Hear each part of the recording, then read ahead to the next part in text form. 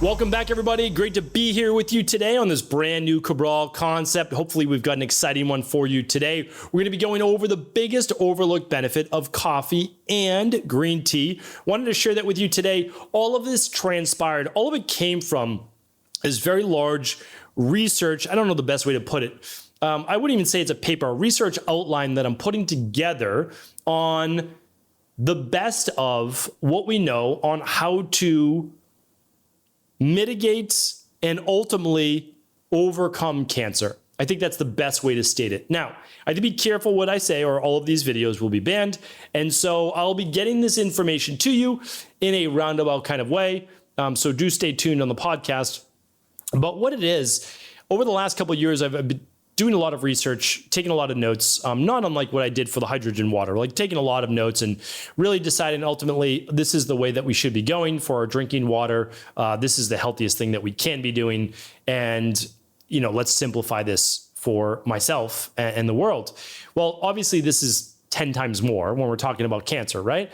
And so there's so many different theories, there's so many different tests, there's so many different conventional medicine, and also natural health-based modalities. What are we supposed to do?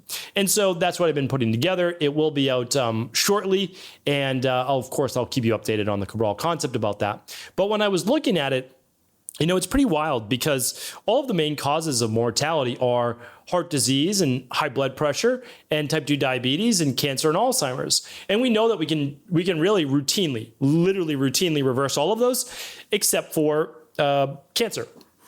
And cancer is just, it's a wild card right now. I think in the future we will be able to, and I'll share, you know, how I believe that we're going to be able to get there in the future. But the interesting thing is that cancer, Alzheimer's, high blood pressure, type 2 diabetes, and heart-based issues all respond positively to coffee and green tea. And when I look at that, like, they're different, but yet they all have some commonalities. So then I started to research, what are the commonalities? Why are these so beneficial? And it almost doesn't even make sense. So what's the underlying thesis behind this? Meaning, like, the more cups of coffee you consume, the better it seems to be and more protective for Alzheimer's. Seems really strange. Why does drinking 3, 4, 5+ cups of coffee a day help with diabetes? It makes no sense, right? It makes no sense when you're looking at it from more of a conventional medicine-based perspective, because you're looking at essentially, what do you get from coffee? Caffeine. But caffeine is actually one of the least beneficial parts to it, because you can get those same benefits through Swiss water process, just basically naturally decaffeinated coffee. And you can get it through green tea, and maybe even more so through green tea. And green tea has like 44 milligrams of caffeine per cup, where coffee has 150 milligrams or more. So it can't be the caffeine. So what is it? And when we start to break it down through nutritional biochemistry, we can see basically that there's specific antioxidants and compounds, nutrients in coffee and tea that we can just get at a very high level.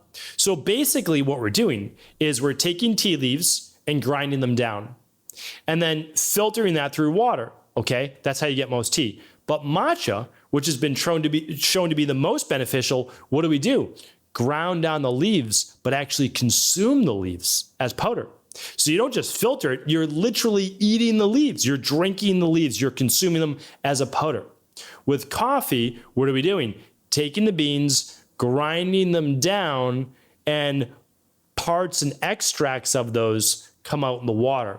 Well, what do we get? Let's take a deeper look, because we basically have two main compounds in coffee and two main compounds in green tea, different. So how do we get the benefits? I'm going to explain that now. So for coffee, we have chlorogenic acid. I've spoken about this before on a separate show. Chlorogenic acid is actually an antioxidant that helps regulate glucose, so blood sugar, and lipid metabolism. That basically means cholesterol and certain hormones. Plus, it reduces oxidative stress. That means it decreases the amount of free radical damage in our body. Interesting. Let's talk about that in a moment. The other compound that coffee contains is cafestol, as well as caweol. And Kawiol, which is really a new one to me, is a compound that's been shown to be anti-carcinogenic and anti-inflammatory. Okay, so we know that all the top causes of mortality have inflammation as part of them. Fascinating. What do the others have? Oxidative stress. Keep that in mind for a moment. Let's now talk about green tea. Green tea, what do we always hear about in green tea? Well, green tea is so powerful because it is our greatest source of EGCG. And EGCG is one of the most powerful antioxidants, anti-inflammatories, anti-carcinogenic, and neuroprotective compounds, essentially an antioxidant, in the world. So it helps to modulate signaling pathways. That includes healthy cells and other cells that should be destroyed, right? Cell survival or destruction, apoptosis, which we'll talk about. And there's one other compound in green tea as well, and that's the catechins or catechins. And what these are, these have been linked to improving blood glucose, okay, so balancing blood sugar, which affects hormones and much more in the body and inflammation, and overall glucose metabolism, the uptake of glucose for fuel by the mitochondria and all the tissues in our body. Okay, so what do we have? Well, we now have 5 ways that these two beverages have been clinically shown over and over and over again to reduce basically all-cause mortality, or at least mortality from the 5 major causes of death and disease, which if we don't succumb to one of those, we're most likely going to live at least an extra 10 years. So I'm not just saying drink tea, drink coffee, live an extra 10 years, but what I'm saying is don't get one of these 5, live an extra 10 years. And these 2 nutrients, the polyphenols from green tea and essentially coffee, can help with that. Now, you might be asking, does it happen in black tea? It does. So it happens in other types of tea as well, just not to the same degree, nowhere near to the same degree as it does for green tea, and specifically organic matcha, ceremonial grade green tea. Okay, so let's get right into it. The first is the antioxidant pathway. So polyphenols help to neutralize free radicals in the body. So oxidative stress is one of the major factors as to why we age, why we break down, why there's entropy in the body. It damages our DNA. It hurts the cell replication, right? It damages methylation pathways, and it absolutely affects our brain. So we get a neuroprotective component from the antioxidants in the 4 compounds of coffee and green tea. And although different, they regulate, you heard the same way, brain, body, glucose, lipid metabolism. The next is the anti-inflammatory effects. So if we know that inflammation is correlated with all major disease, specifically those big 5 diseases, then we know the polyphenols in coffee and tea that help to modulate inflammatory pathways can be beneficial. Plus, they're anti-amyloidogenic, which means they don't allow beta amyloid plaques to build up in the brain as much.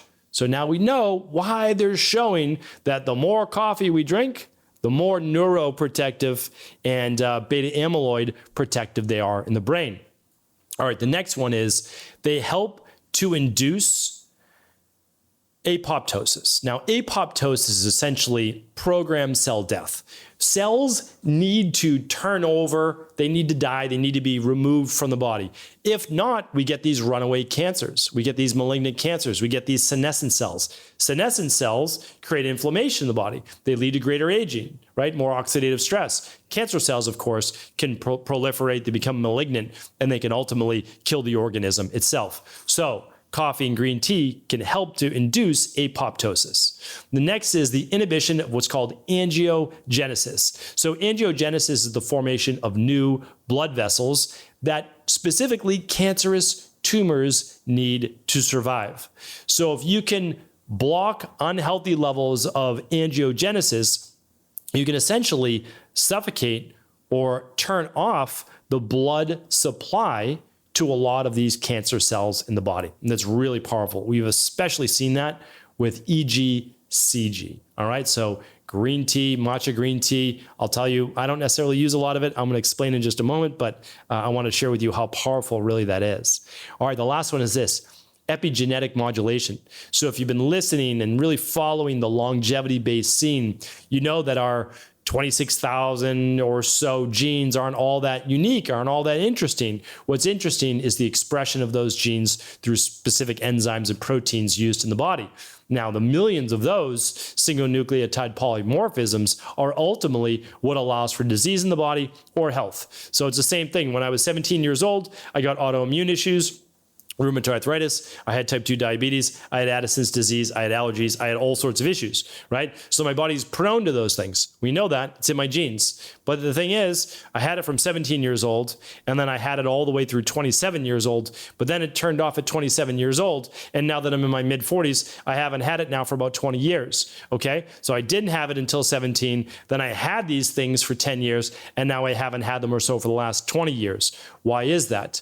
Epigenetic expression of my genes themselves. I changed the environment. When I changed the environment inside of my body, it turned on different expressions of these genes, right? So what happens? Well, if we can modulate oxidative stress, we can modulate those methylation pathways, we can modulate the inflammation in the body, we can lead to a much healthier environment. So the conclusion, am I saying that you should be drinking 6 to 8 cups of coffee or tea a day?